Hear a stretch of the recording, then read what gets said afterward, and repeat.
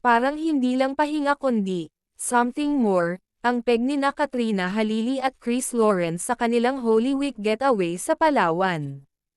Kasama ang anak nila na si Katie, hindi napigilan ng netizens na kiligin at magtanong kung nagkabalikan na nga ba ang dating mag-partner.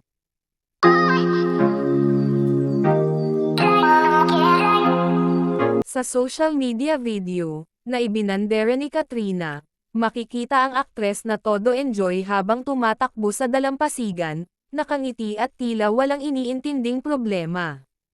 Pero ang mas ikinagulat ng marami ay yung huling bahagi ng video na biglang pumasok si Chris sa frame, naglalakad papalapit at nakatingin kay Katrina.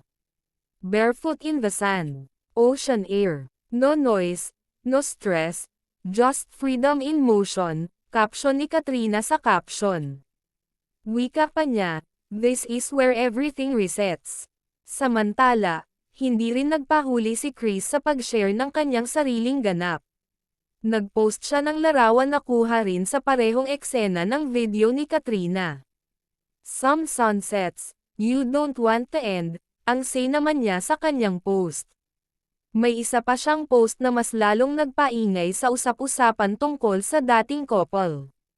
Grabe, and ganda ng view, saad niya sa caption, na kahit tanaw ang napakagandang beach, tila mas nakakaagaw eksena ang dalawa na magkatitigan. Bukod sa kanilang sweet moments, nagbahagi rin ang dalawa ng iba pang snippets mula sa kanilang Palawan trip kasama ang ilang kaibigan.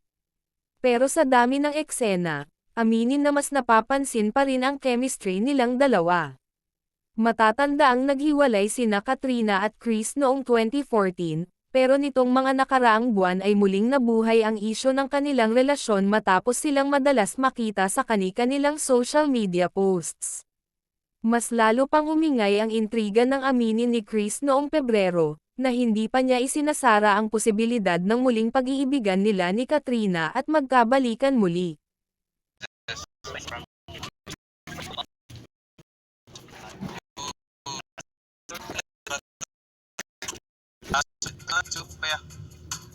I'll just get one of each. For you, this one for me kasi wala akong necklace. You're welcome. Okay, so anklet, 2 necklaces, 1, 2, 3, 4 anklets.